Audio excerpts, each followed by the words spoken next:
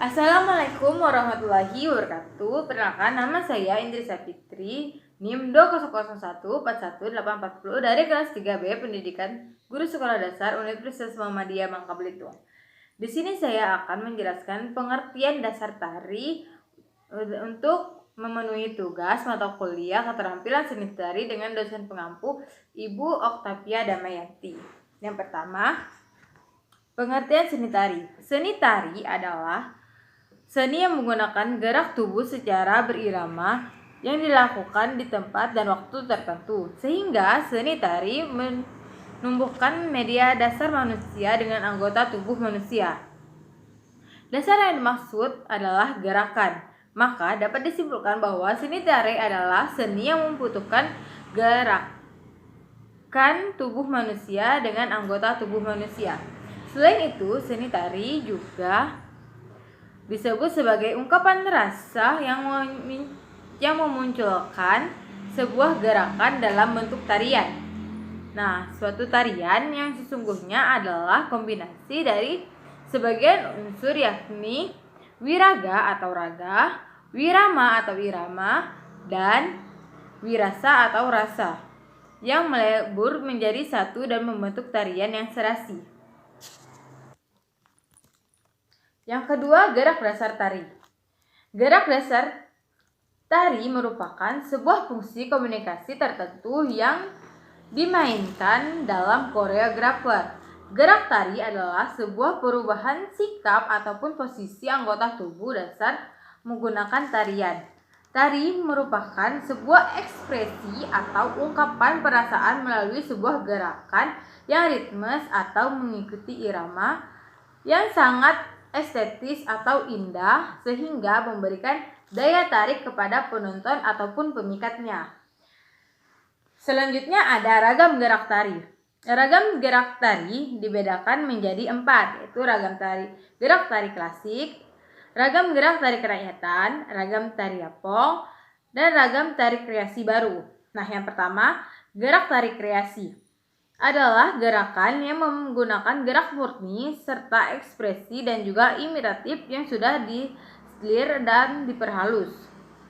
Seni tari klasik adalah seni yang berkembang di wilayah kerajaan dan menjadi tradisi yang melekat di masyarakat umum. Selain itu, tari klasik dapat dikenali dari pakaian yang mewah dan menyerupai pakaian bangsawan. Pedoman pada pakaian tertentu memiliki nilai estetika yang tinggi serta memakai makna filosofi yang mendalam. Contohnya adalah tari sepen. Yang kedua ada gerak tari kerakyatan. Tari rakyat adalah sebuah tari yang diciptakan oleh suatu masyarakat di tempat yang berbeda-beda atau sesuai daerah masing-masing ya. Nah, tarian ini berkembang pada saat acara-acara besar di suatu tempat. Karakter tari rakyat pada umumnya yaitu gerak-gerak spontanitas dari keterampilan masing-masing. Selain itu, namanya diambil dari judul musik yang dipakai atau judul yang digunakan. Misalnya adalah tari zapen. Tari zapen itu kan memiliki lagu yang berjudul Zapin. Jadi, gerakan nama tariannya juga diambil dari judul lagu itu, yaitu Zapin. Yang ketiga ada tari yapong. Tari yapong adalah tari yang berbentuk tarian dari Jakarta yang diciptakan untuk sebuah pertunjukan, dan tarian ini bukanlah jenis tarian pergaulan seperti daerah kebanyakan. Akan tetapi, seiring berkembangnya zaman, tarian ini berubah menjadi tari pergaulan yang sering dijadikan sebagai pembuka acara di suatu wilayah. Misalnya adalah tari selamat datang. Nah, yang keempat ada tari kreasi baru. Gerak tari kreasi baru ini dibedakan menjadi 2. Yang pertama, gerak tari kreasi baru tradisi dan gerak tari kreasi baru non tradisi. Nah, gerak tari kreasi tradisi ini adalah Ragam gerak tari yang berpola tradisi dapat dilihat dari kostum dan alat musik yang masih menggunakan tradisi daerah tertentu. Contohnya, tari Zapin kreasi.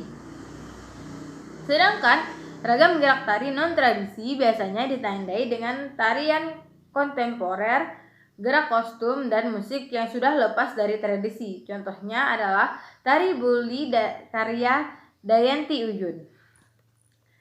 Selanjutnya ada macam-macam gerak tari. Macam-macam gerak tari dibedakan menjadi 4, yaitu gerak imitatif, imajinatif, gerak maknawi, dan gerak murni.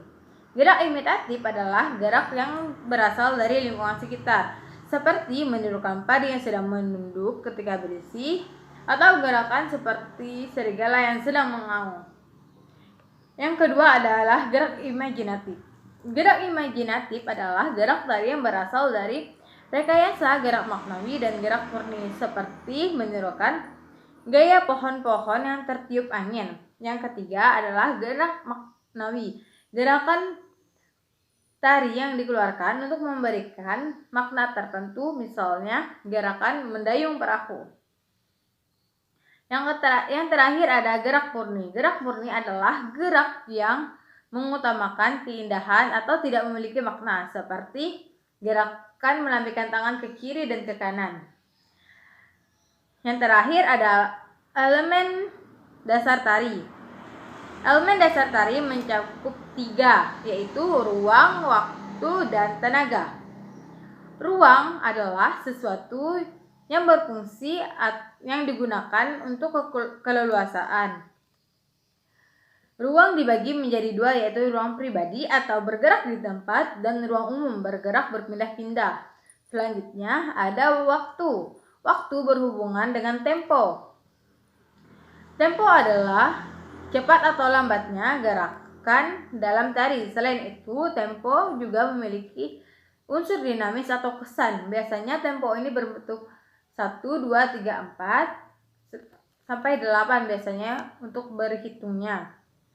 Yang terakhir ada tenaga. Tenaga adalah intensitas yang berhubungan dengan ketegangan gerak, action atau tekanan yang dilakukan secara tiba-tiba, dan kualitas yang berhubungan dengan tingkat penyaluran tenaga. Baiklah, saya rasa sampai di sini video penjelasan dari saya. Mohon maaf bila ada salah kata atau penyampaian. Saya akhiri, wabillahi taufik wal hidayah. Wassalamualaikum warahmatullahi wabarakatuh.